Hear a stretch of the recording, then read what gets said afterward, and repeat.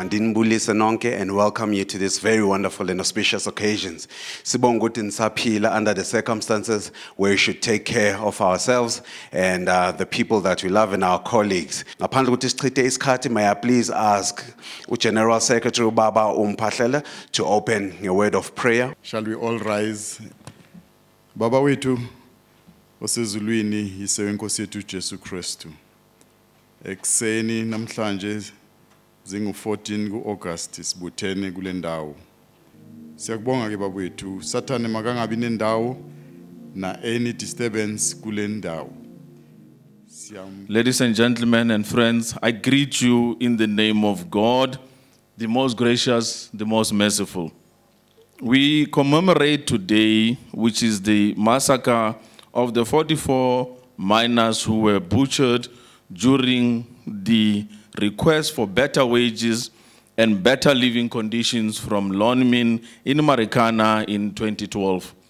We also bemoan that these workers died in vain, as things they were fighting for are still, some of them till today, unfulfilled.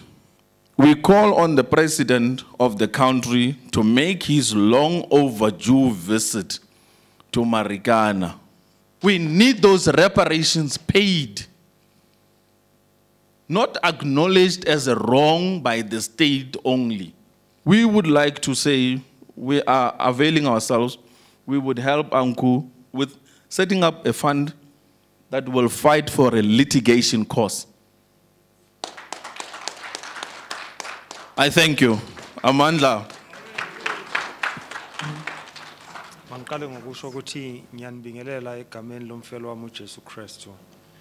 Sithi ke kulabo abadlulile emhlabeni ngokwe COVID-19, sithi uNkulunkulu aduduze imindeni, aphe even nodokotela nama scientist ukuhlakanipha ukubuya ezulwini beze nekhambi lalesifo esesiubhubhane esizweni okanye kumhlaba jikelele. It is my pleasure and privilege to welcome everybody to our customary memorial lecture to reflect on what happened during the period in 2012. I welcome all our dignitaries, guests, and members of the media, especially a word of welcome to the widows and the survivors of the massacre, and also the leadership of Northwest region and their substructures at the workplaces, different workplaces. A special word of welcome to our keynote speaker, Professor Noor from Wits University. And we look forward to hearing his analysis. I invite all of you to listen and participate in his memorial lecture. I thank you.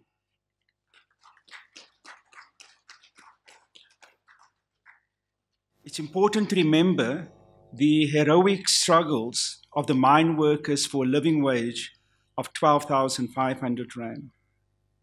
And as we stand here today and we remember 8 years ago, the power of the demand for 12,500 rand. It had not happened before, right? And for the workers to have made that demand framed struggles not only by the mine workers in Marikana, but throughout the country. For those of you who will remember, the images that were on television rendered the black workers in particular ways. In a sense that when our current president issued those fateful words that there must be concomitant action, right? It was not an innocent instruction. It was an instruction that fell in a context in which the black workers were fighting for a living wage, were fighting for dignity, were already being presented as criminals. as irrational, as violent. But I want to say that if we want justice for Marikana, for those who gave their lives for a living wage, for the widows, their children, and the people around Marikana, we've got to do two things. We need to ensure that there is a legitimate, a fundamentally different prosecutorial process. We have to mobilize a struggle, a campaign, a movement that will challenge the fundamental inequities, inequalities of our society. Thank you very much.